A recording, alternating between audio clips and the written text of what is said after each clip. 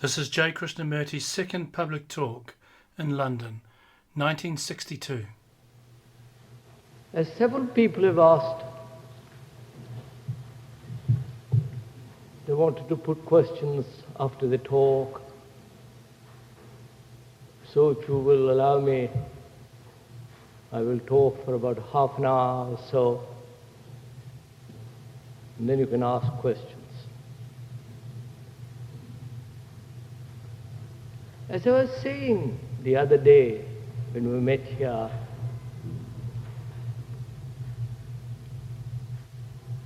the religious mind must be entirely free from the psychological structure of society, of which we are, with its ambitions, search for power, envy, greed, and so on. And I would like this evening to talk about fear, sorrow, and innocency.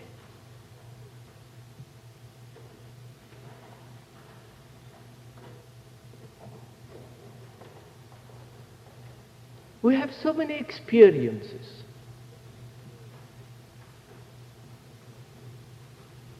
Every experience leaves a mark.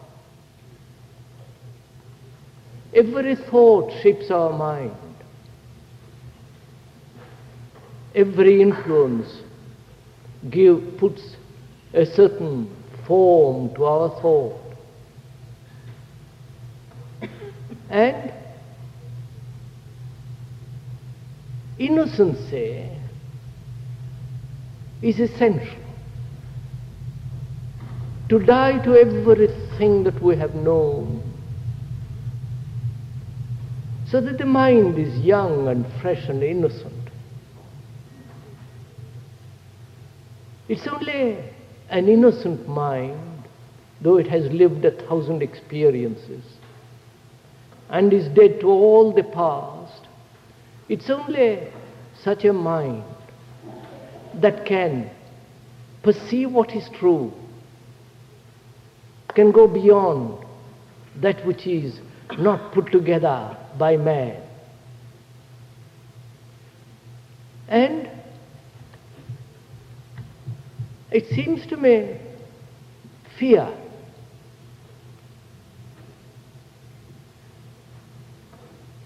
is one of the corruptive and destructive forms that make this innocency impossible.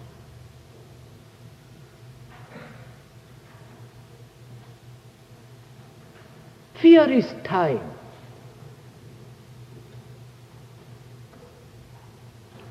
There is no fear if you have no time at all. There is no tomorrow. If there is no looking back, every form of fear ceases. Fear comes into being when thought projects itself into the future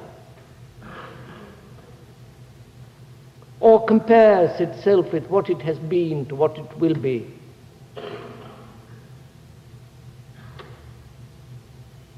Psychologically, time,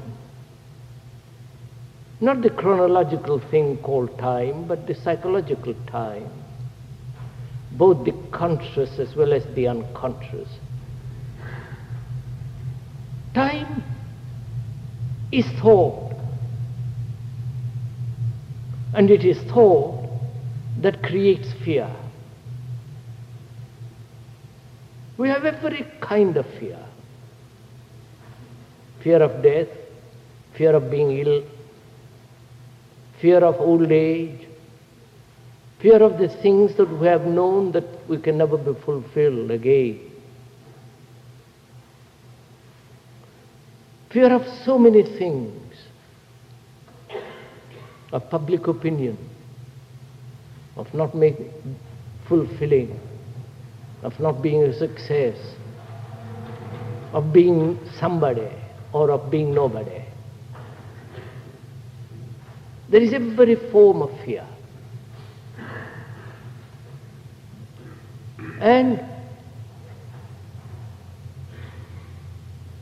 being afraid, we seek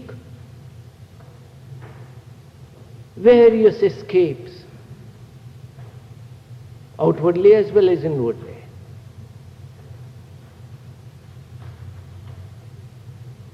And religion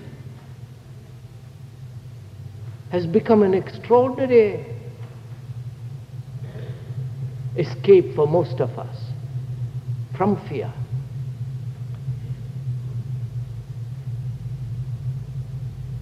And to understand fear, one must understand the whole process of thinking, all the machinery of thought.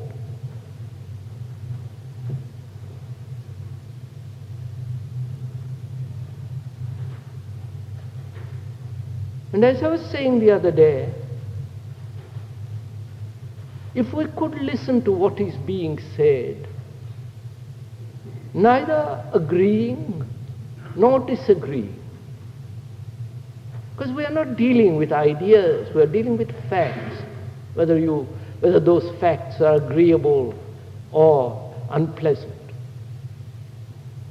We're dealing with facts. And to be able to look at a fact, to listen to the whole content of a fact, to see the structure of fear, and to listen, will, I'm quite certain, free the mind instantly, inwardly, of fear. But we do not know how to listen, because we're always trying to run away from fear. We want to solve it. We want to find a way out. We want to find the cause. We name the thing which we call fear. And the word becomes all important. So, we never listen to the fact. And the fact is never agreeable or disagreeable. It is a fact. Finding the cause of fear is not the freedom from fear. We all know the cause of fear. But at the end of it, after a great deal of analysis, inquiry, searching, one is still afraid.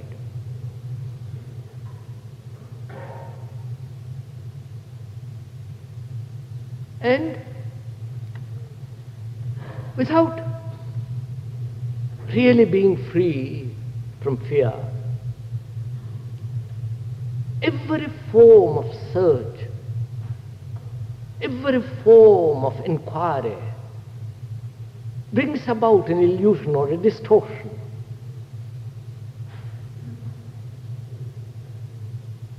And if I may use the word religious man, what I mean by that word is a total man, not sentimental, emotional man, escaping from the world, or seeking ways and means to drug himself with ideas and illusions and visions. The really religious man has no fear psychologically, inwardly. Because then the mind is very quiet, sane, rational, logical.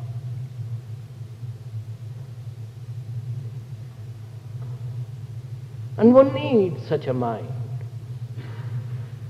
Not a sentimental, emotional mind that's afraid, that's caught in its own peculiar conditioning.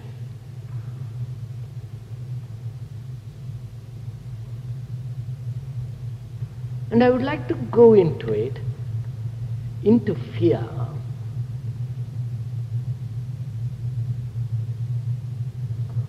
so that in the very act of listening,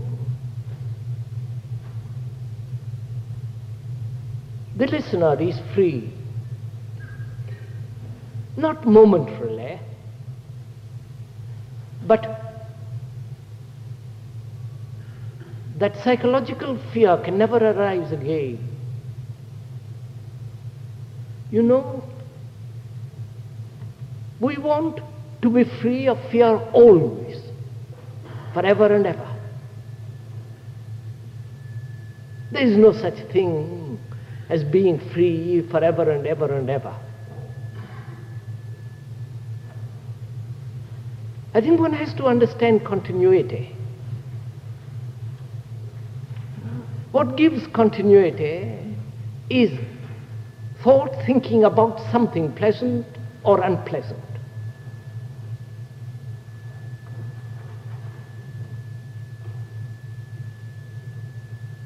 And thought which thinks about something gives to that which it thinks about a continuity. So we give continuity to fear by thinking about it, which doesn't mean that you mustn't inquire into the whole process of fear, but to understand what gives continuity to anything is important, because we are inquiring into fear. And as I said, fear is time, and time is thought.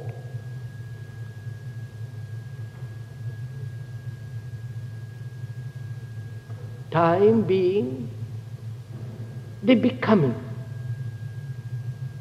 the avoiding, the fulfilling. I am this and I want to be that. So time is the factor of fear. When you are faced with something factually, immediately, at that moment, whatever it be, there is no fear. But thinking about it causes fear.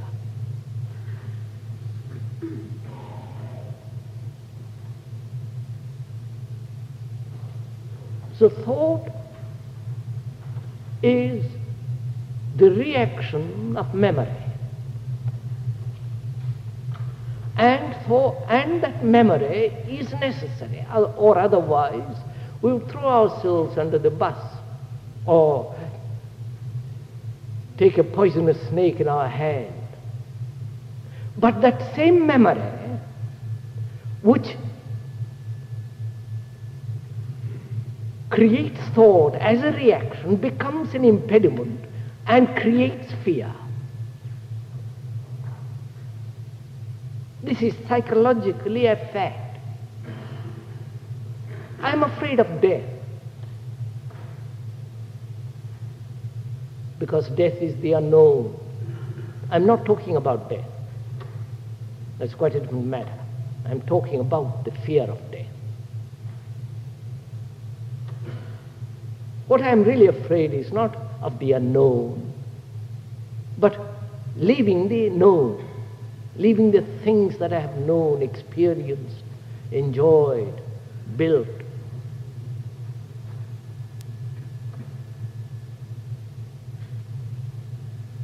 It is this memory of the known and its response which is thought. Because thought is never free, it can never be free. There is no such thing as freedom of thought. Because thought is always conditioned, because thought is always the response of memory.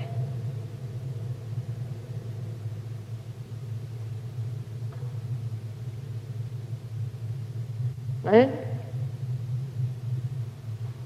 to be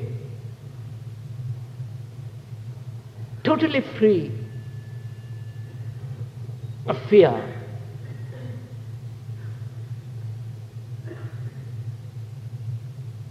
this building up of memory as a continuity is very important to understand.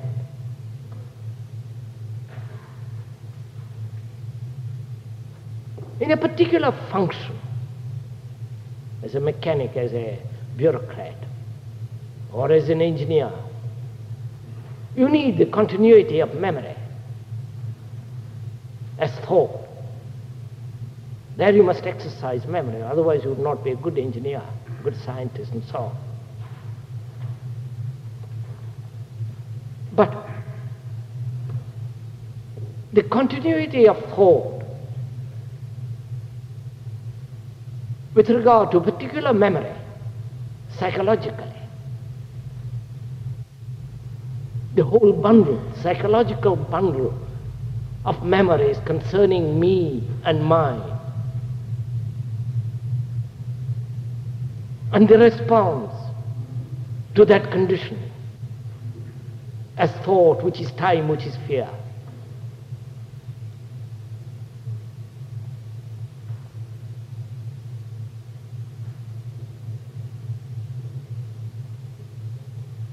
Thinking about death, the ending of the things that one has known abruptly, suddenly. Thinking about it and giving it continuity is to bring about fear. So really, I don't want to go in too much detail this evening because I won't have time. To really end fear is the ending of thought. Please listen to this. The ending of thought.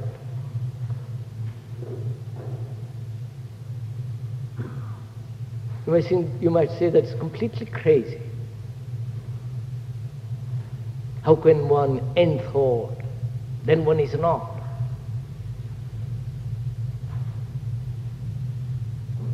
How can I earn a livelihood? How can I go to my job tomorrow morning if I end all thinking?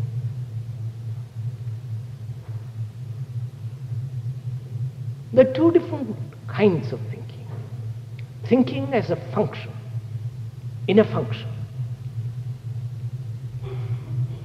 and using that function to acquire status, to acquire authority, position, prestige, security, psychologically to be somebody. It is that psychological continuity of thought through function that brings fear.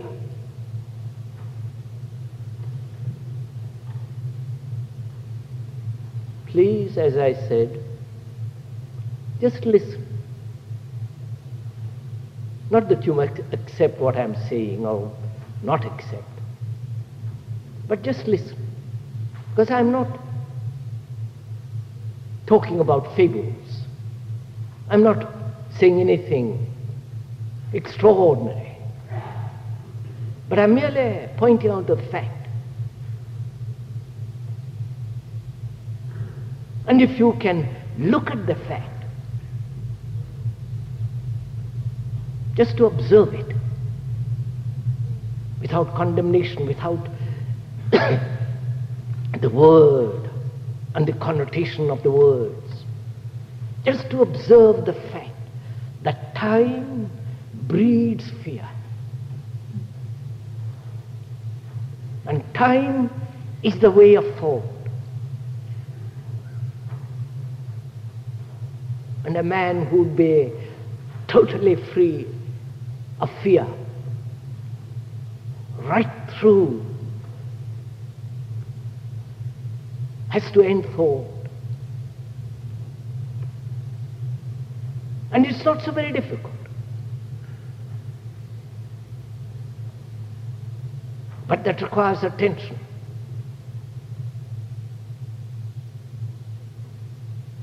Attention in the sense, not of concentration, but to give total attention to every thought.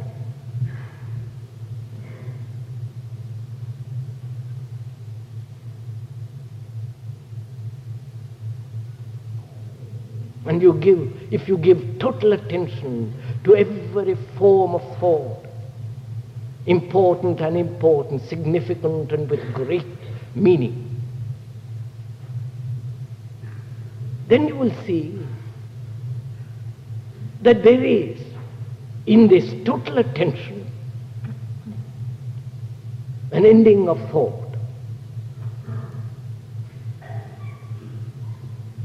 Because fear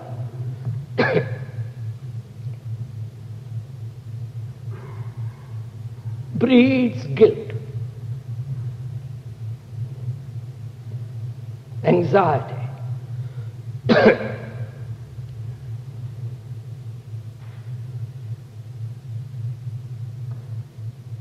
and anxiety in every form is the beginning of fear, of sorrow.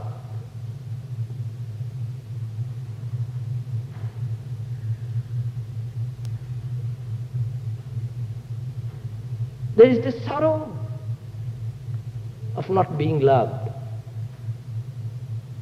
There is the sorrow of someone whom you like dying. Or there is the sorrow of seeing someone whom you like suffering.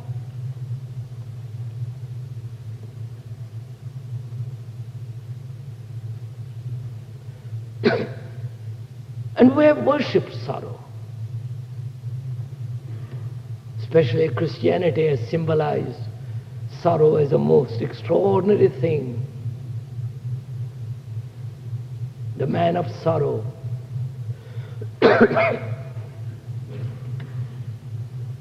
And we carry this sorrow throughout our days. And there is no ending to sorrow as far as one is concerned. Because we have enthroned sorrow.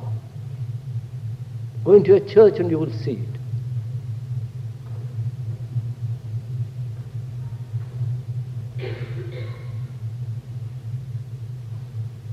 And sorrow has become very respectable.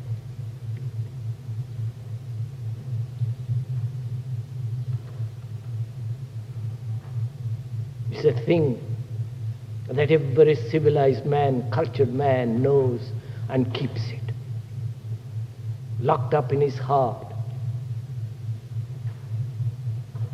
And when he goes to church, he worships it there, or tries to escape from it. There is an ending of sorrow.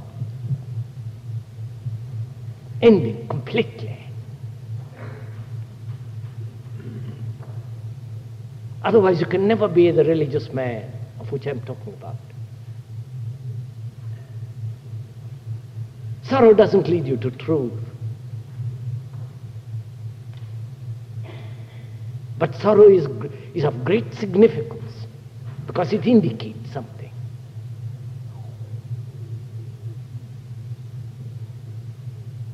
But we avoid that indication, that hint, and live with sorrow. If you examine deeply, sorrow is self-pity.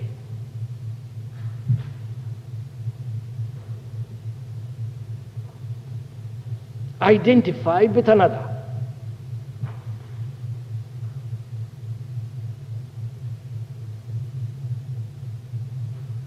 The man whom you are lost, or the son or the wife, or this person whom you love suffering.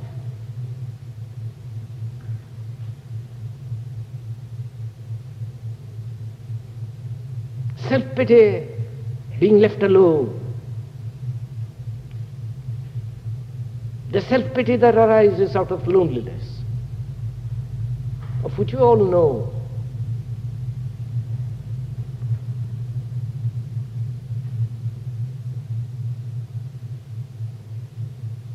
And self-pity in every form is the beginning of sorrow.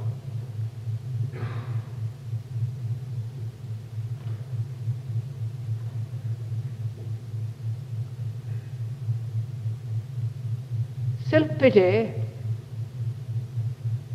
the concern about oneself,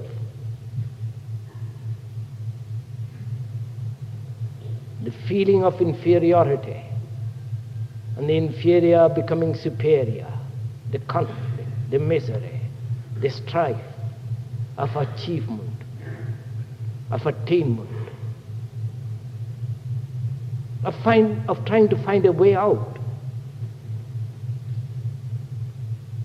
All these engender sorrow. You see, we never face sorrow. We never probably have directly experienced sorrow. I'll explain what I mean.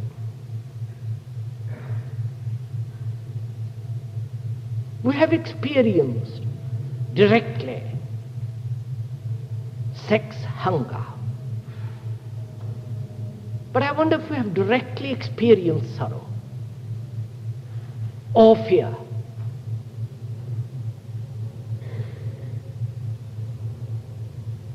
With that which is pleasurable, with that we remain.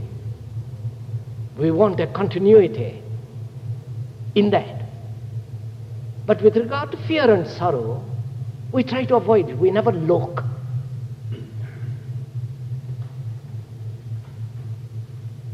The word, the desire to find a way out, the escape, the ideation, all these prevent from actually looking at the fact of sorrow. My son dies or my husband leaves me and I'm in sorrow. What actually has taken place? I'm left. I'm lonely. I have nobody to rely on. I've identified with that person, so totally I'm left. I'm all alone.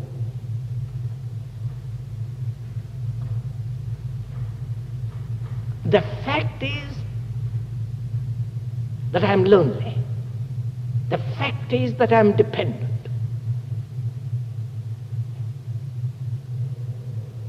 And these are the facts that bring about various forms and other facts that cause fear and sorrow.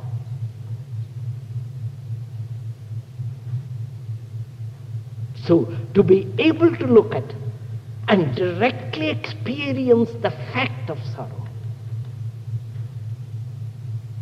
is extraordinarily difficult, because the word sorrow has overtones and extraordinary meaning.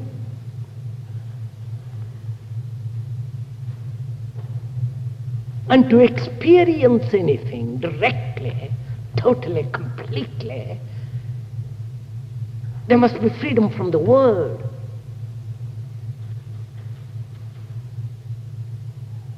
But we are slave to words.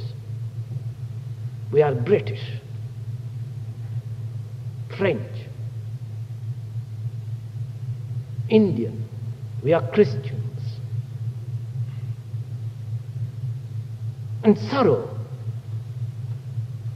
the word and the symbol has has extraordinary hold on us.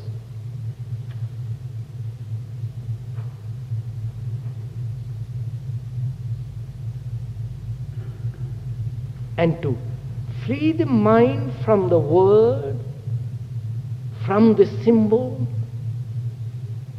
the centuries of religious propaganda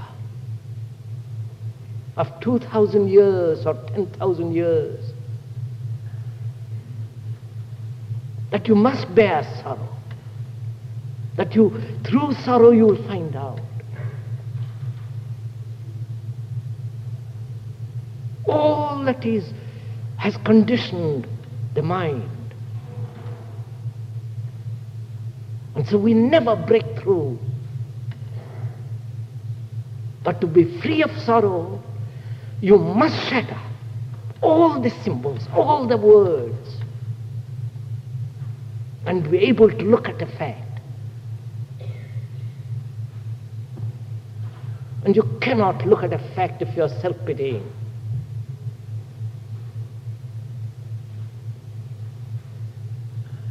If the picture on the piano or on the mantelpiece becomes all important,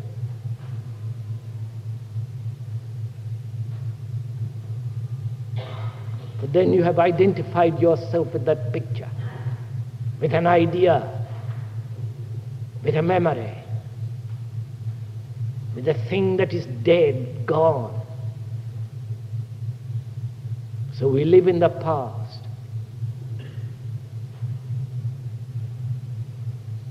And to break away from the past, to totally deny and destroy this past, with all the story,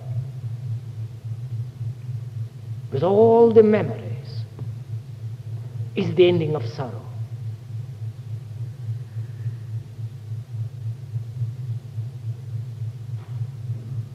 And then only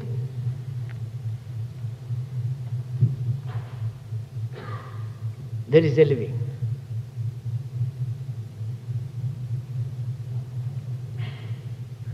See, as fear distorts, brings about illusion and various forms of corruption, so sorrow makes the mind dull, insensitive, because it's so concerned with its own darkness, with its own self-pity, with its own loneliness.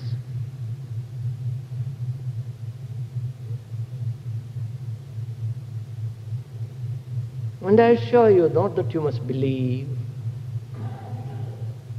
there is an ending to sorrow, so that you see everything afresh, every incident, every movement of life anew. It's only when the mind is free from sorrow and fear there is innocency.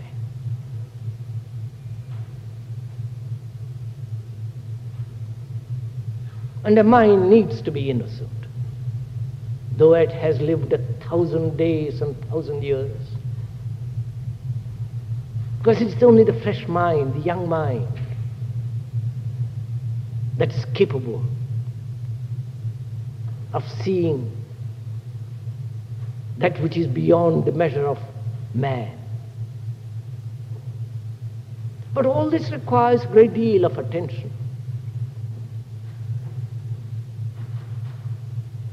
A seriousness, not of the long face and all the rest of the absurdities, but the capacity to follow through a particular thought right to the very end, to let it unfold completely without letting it, hindering it, and to be able to follow it swiftly, which is not possible if you have your moorings in the past.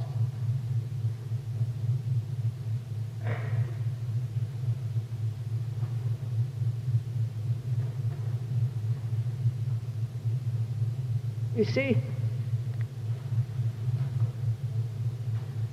you can come to these meetings and listen casually or seriously or with half attention.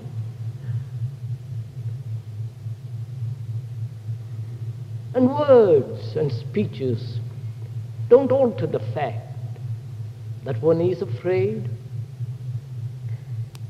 and that there is sorrow.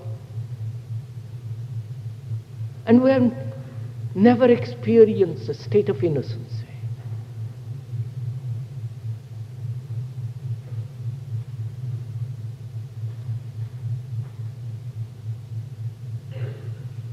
And we will argue, discuss, write, split hairs about all this. Who is right and who is wrong, what to do and what not to do.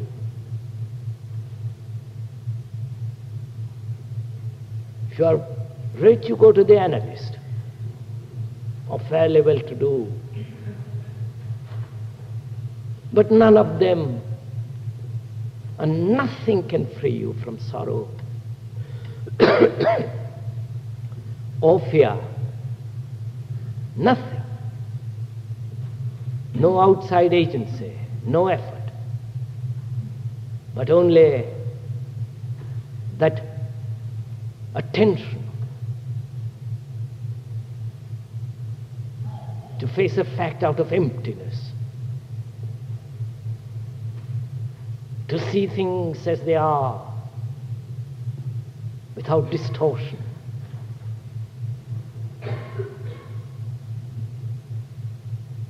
Then out of that attention comes innocency, which is virtue, which is humility.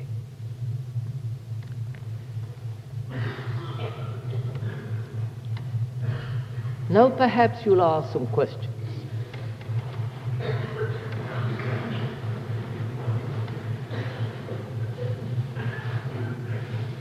And I would suggest, if I may, before you ask the question,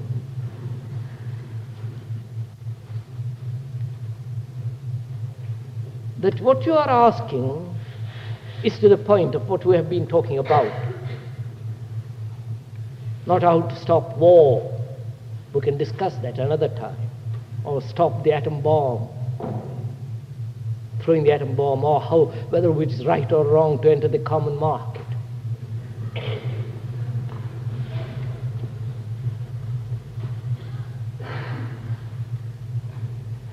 But you see, we have problems. We are ridden with problems.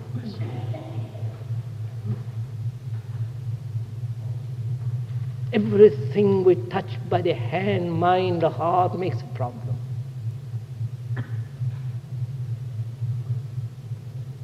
When you ask a question, you're going to ask.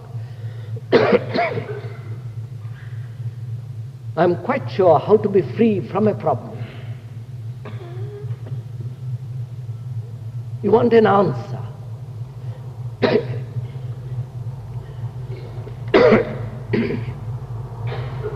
There is no answer to a problem. What is important is not to find an answer to a problem, but to prevent problems from arising.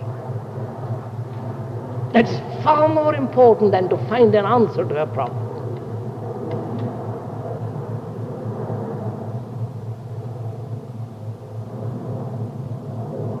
It's like a man who is ill and wants to get well. There are doctors who will treat such a person. But there are also doctors who will be preventative, who will prevent disease, who are much more important than the people who cure symptoms. And most of us want to be cured immediately. We don't know how to prevent a problem from arising. And there is a great deal of beauty, a great deal of sensitivity that comes from knowing, from being aware how to deal with every problem that arises immediately and ending it and not carrying it over the next day. Not by taking a drug or trying to forget it or try to escape from it, but to see that every problem, whatever it be, has no answer. Psychologically, not mechanically. I'm not talking mechanical things have an answer, not psychological issues.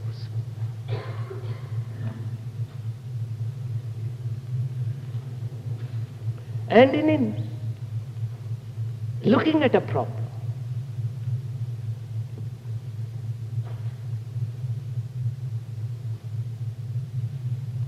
is the whole ending of that problem. So let us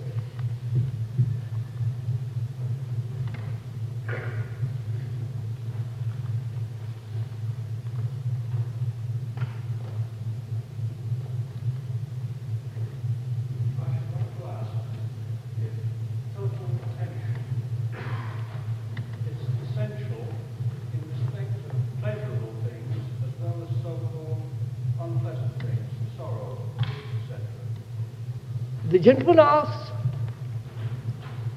is total attention necessary with regard to pleasurable things as well as painful things? You see, we want to give continuity to pleasurable things, the joys of childhood, of youth, of the things that one has felt long ago or forgotten or is enjoying now.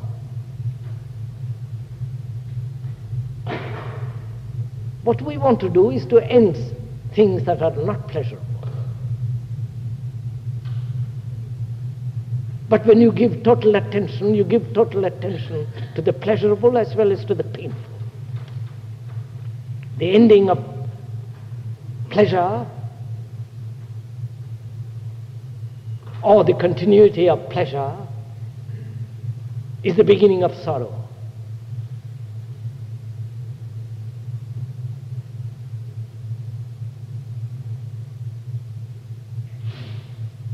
Why shouldn't pleasure end?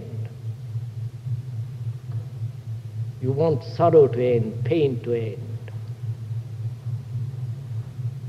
But pleasure, psychological pleasure of every kind, dulls the mind, makes the mind insensitive, as pain does.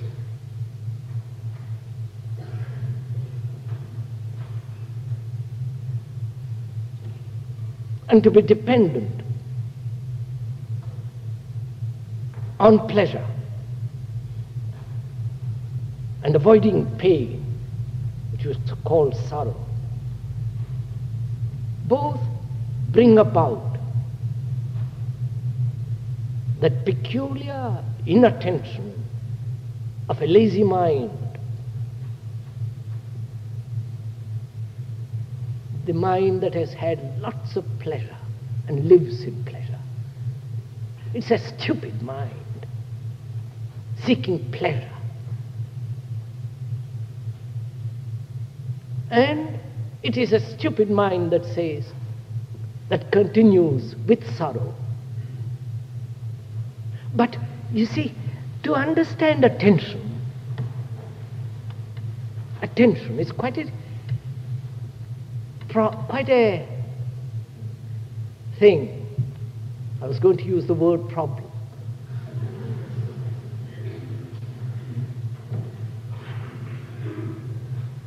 You know, to be attentive.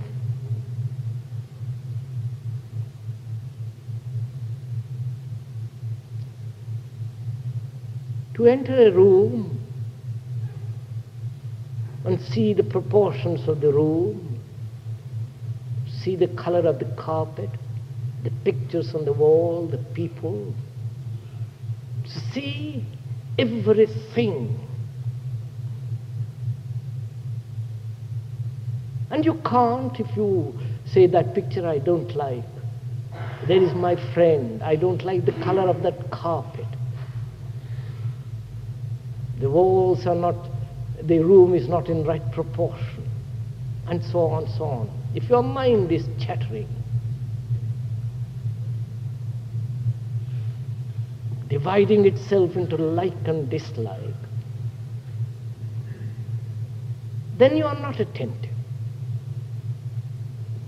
You know, there is a way of looking at a flower botanically and not botanically.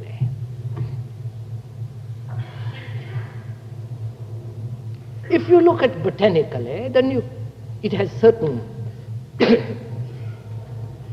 there is certain quality of attention even there.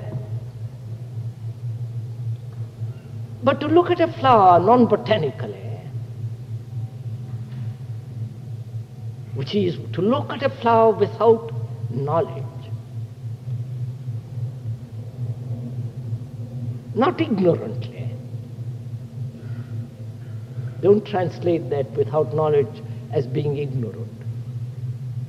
To be without knowledge is to have wisdom.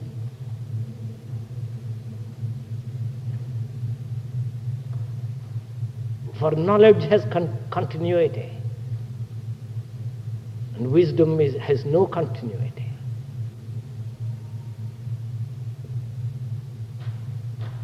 And to be attentive implies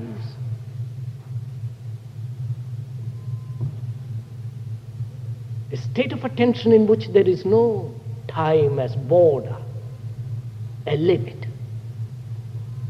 You observe everything, take in everything. But you cannot, if there is a motive behind that attention. If you say, I will attend in order to end my sorrow, then you are not attentive, because there is a motive, however worthy that motive be.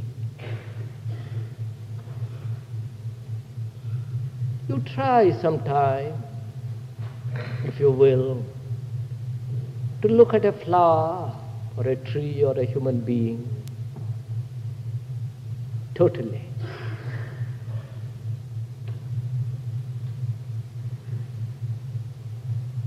To see without thought, without thinking, not in a state of amnesia, not in a state of blankness, but you will find when you do so look at a thing or a flower or a human being, there is an extraordinary state of attention, which is not concentration. Concentration is exclusion. A mind that is attentive can concentrate without exclusion.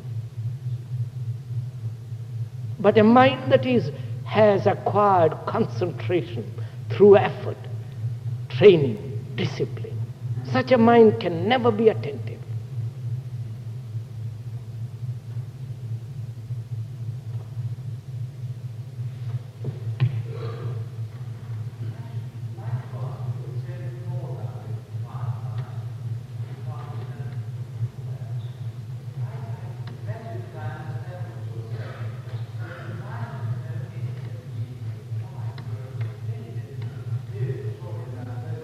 All right, sir. The gentleman asked, what is a quiet mind? The mind only can be quiet for 30 seconds, he says. What is a quiet mind? First of all, the word is not the thing.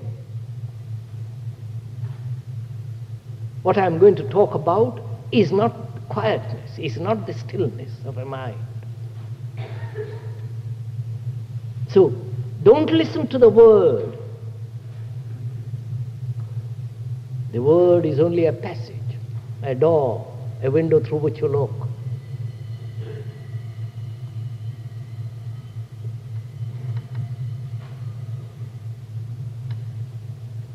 First of all, The quiet mind, the still mind is not a thing to be achieved.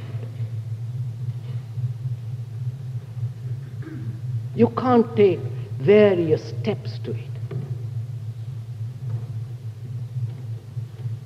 Because then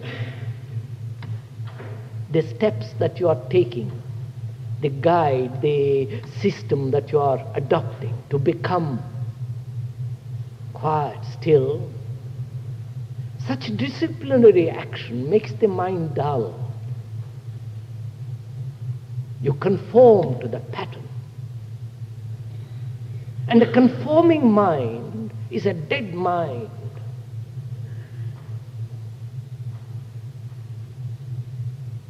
That's the first thing to realize. Conforming mind, whether it is to society, to anything, to conform to your neighbor's opinion, to the church,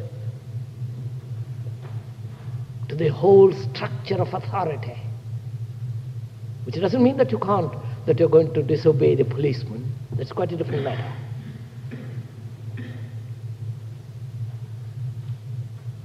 This whole sense of obedience to authority, the authority of the book, the authority of knowledge, this whole adjustment, conformity to the pattern, which is a form of discipline, such a mind can never be sensitive.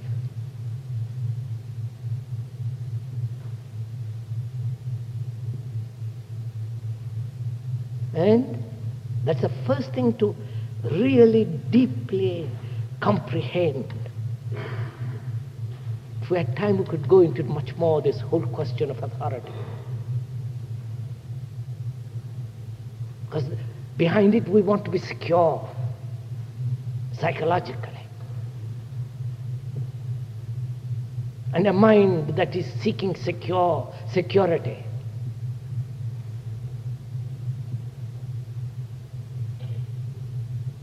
can never be free.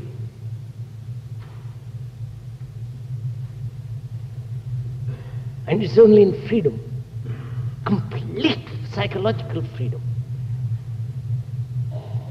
there can be stillness of the mind.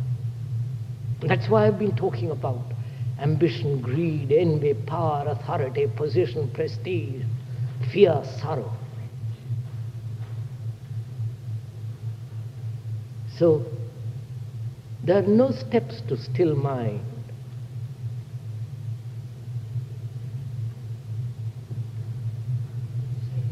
One moment, wait please. I haven't finished this question.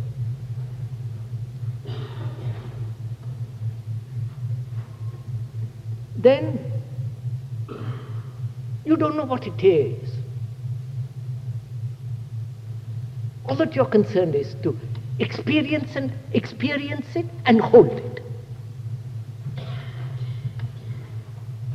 Therefore you say it doesn't last more than 30 seconds. Why should it last?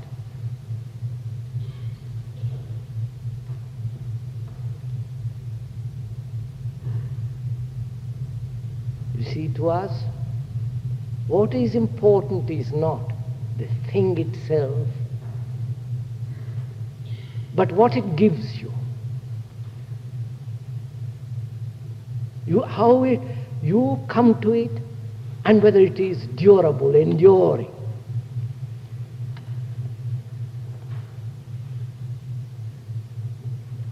So, you bring in the element of time.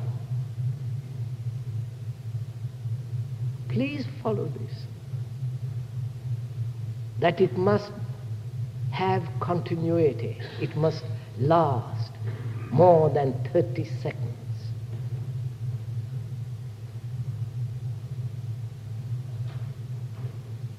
Silence that has time is not silence.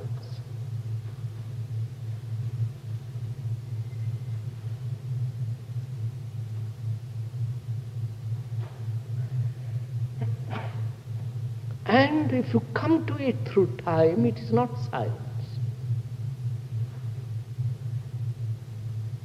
Then there is this question of the observer and the observed.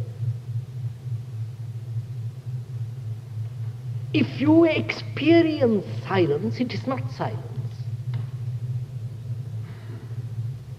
Please, these are all, I can go into it, but one hasn't time. The moment you are aware that you are happy, ordinarily, I'm using the word ordinarily, being happy. The moment you are aware that you are happy, it's no longer happiness. The moment you are aware that you are in an extraordinary state of humility, it's gone.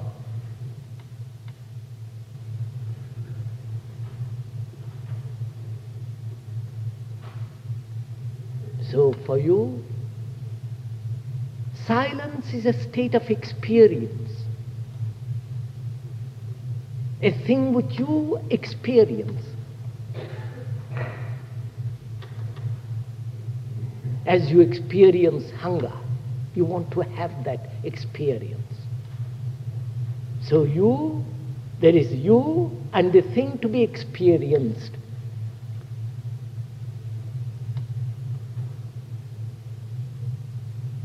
If you go into it very deeply, you will see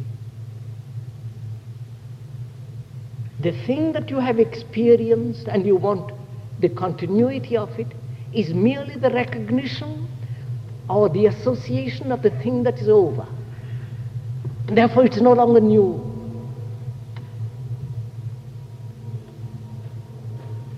Please, this is a little bit perhaps complicated and a little bit requires little attention on your part.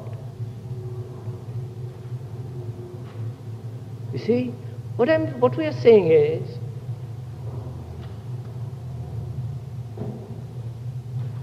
silence is not to be experienced.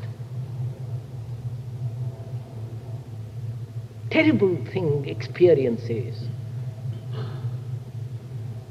What is involved in experience?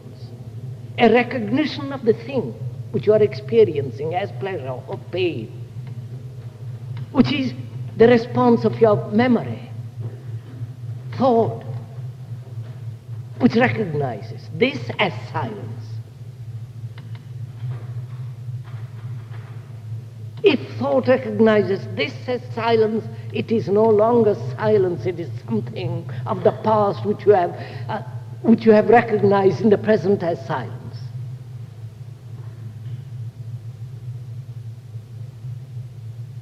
So you have to understand all this. Be free of conformity.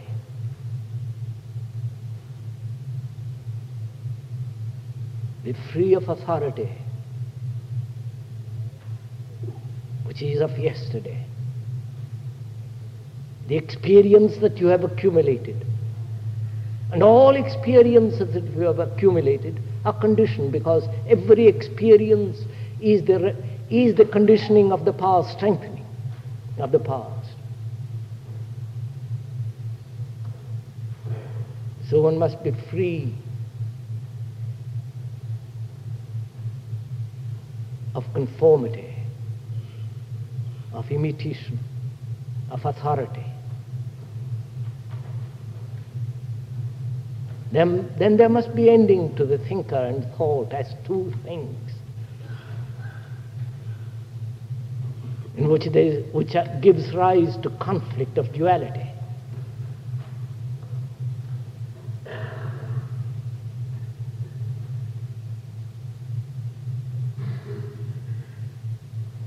Then if you are not seeking silence, if there is no urge for any experience whatsoever, because you have understood the whole significance of experience, then perchance, when you are not looking, it might come. It's only, the innocent mind that is silent.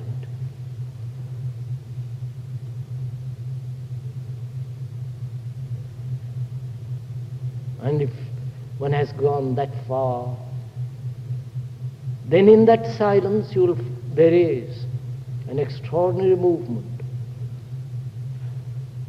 Not as the observer watching a movement. There is a movement. There is no observer. Therefore there is no experiencing. Time is not. But all that is merely hearsay. Therefore has no value.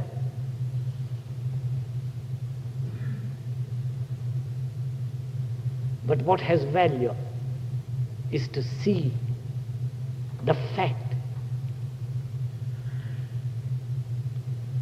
of authority, how destructive it is.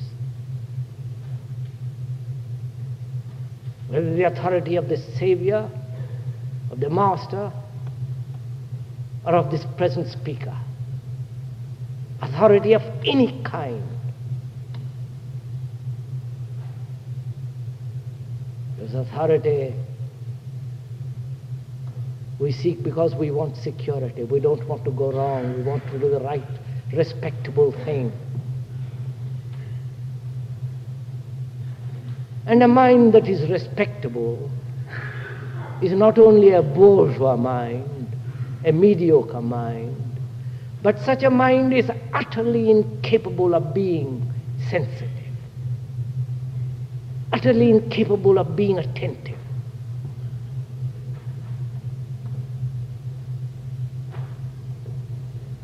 And when there is attention, there is virtue. Not the continuity of virtue as practiced by a society, which is respectable. And virtue is something new, fresh, to be picked up every day, round every corner.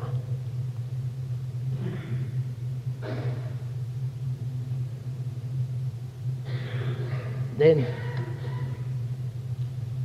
you will find out of this silence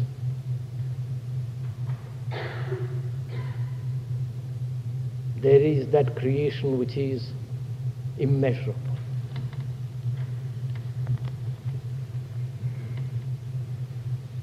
It's 7 o'clock, 8 o'clock. Shall we stop or ask one more question? Yes, sir.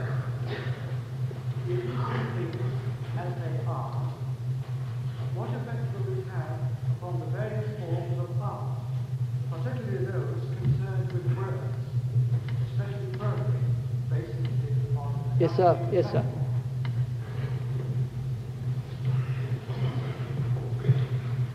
Please correct me if I repeat the question wrongly,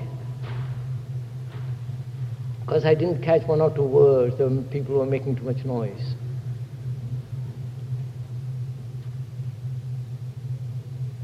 What form has art, what meaning has art, particularly poetry, when there is ending of word and thought? Is that right, sir?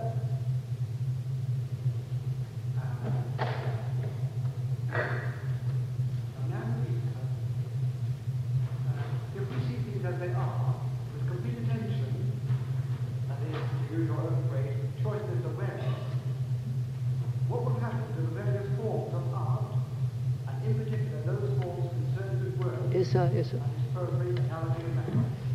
You've all heard the question. Right. Yes?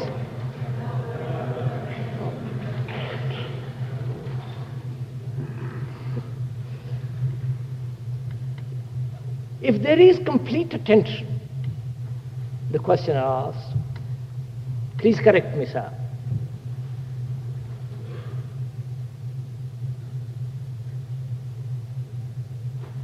In which obviously there is no word, no thought, a state of attention in which there is no choice. What happens to art? particularly to poetry, to the structure of words, and so on.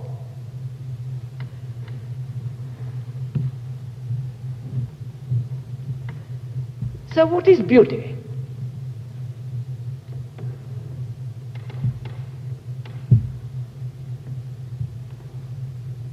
Is beauty something put together by man? That's a beautiful building, and that's an ugly building. That's a beautiful person, that's a lovely looking face. That's not. Is beauty personal taste? I'm answering your question, sir. Or is beauty, which has nothing to do whatsoever with personal taste and inclination, like or dislike? Is beauty something beyond thought and feeling?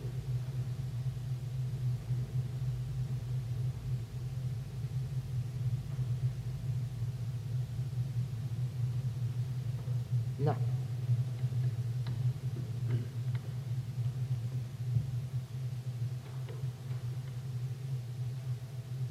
What is the meaning of expression? Whether you express it in words as a poem, in painting or in marble, or you express it in your kitchen, or express it by holding another's hand. What is the need of expression? I'm not saying you should not express it, but what is the need? You express something. You put it into words. But the word is not the thing. You know that. The symbol is never the real. I may write a poem, a book, anything, but that's not the real. That's nothing. But having expressed it, it becomes significant. It has value, profit.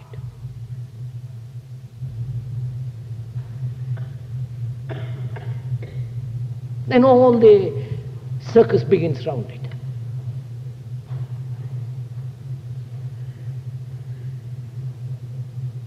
Now, as I was saying, in total attention, there is creation.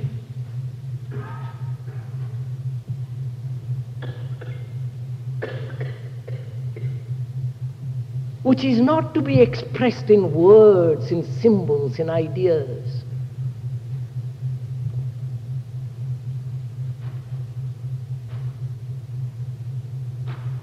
It is total energy.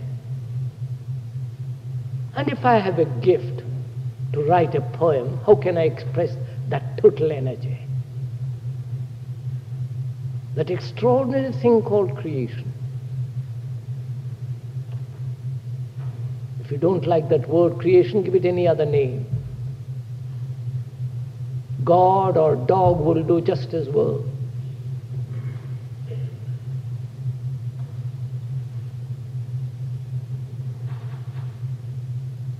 How can one give expression to that?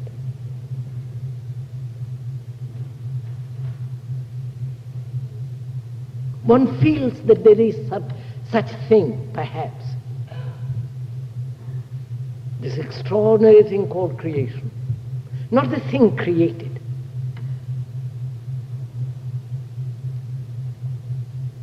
The sense of immensity.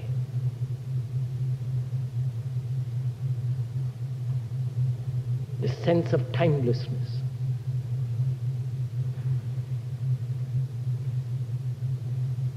And if you do express it, how can you express in words the immeasurable?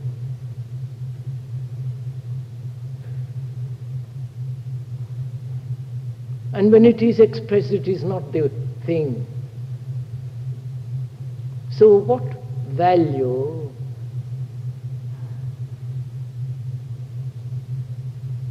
has poetry in relation to that?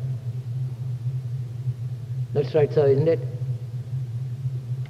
What is the significance? What importance? What meaning has poetry to a man or a woman who has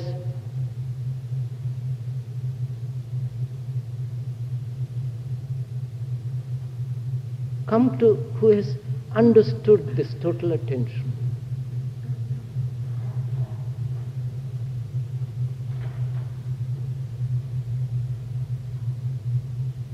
Then has expression many meaning?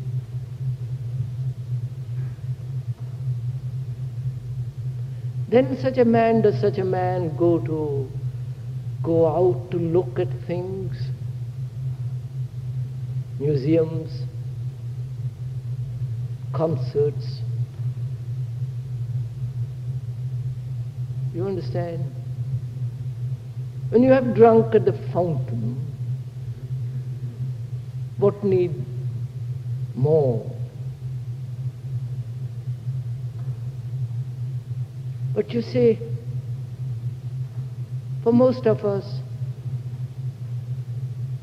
art, poems, becomes very important.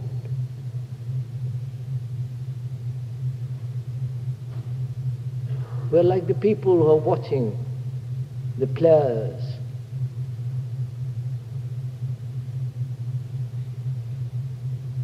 They're playing football and there are thousands watching. But you have extricated yourself from all that, from all culture, from all the social, psychological structure of society.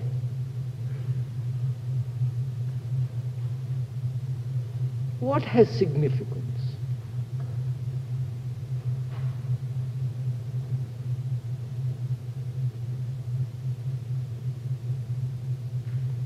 The word, the shape, the form, the symbol.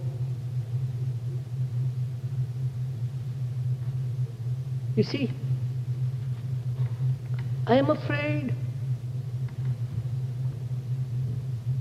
you are listening to me, expecting to be put in that state by some miracle, or try to be influenced by the speaker to come to that extraordinary state, but you can't. You have to work tremendously hard.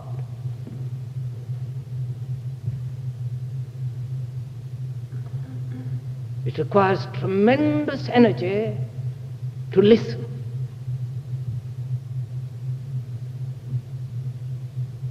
It requires all your attention to destroy inattention. When there is no distraction of any kind, and there is no distraction ever to a man who is attending,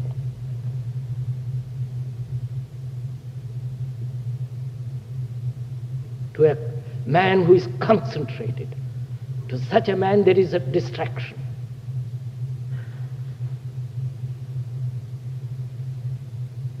So,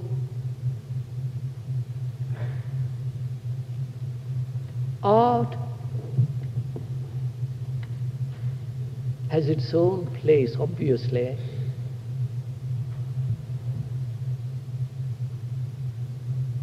but that's not the end of. But that's not end. It's only when you deny art the beauty that man has put together When you can go beyond that, then you will know for yourself that beauty which is incapable of being put into words. And when there is that beauty, there is no need to seek any more. And that's enough, isn't it?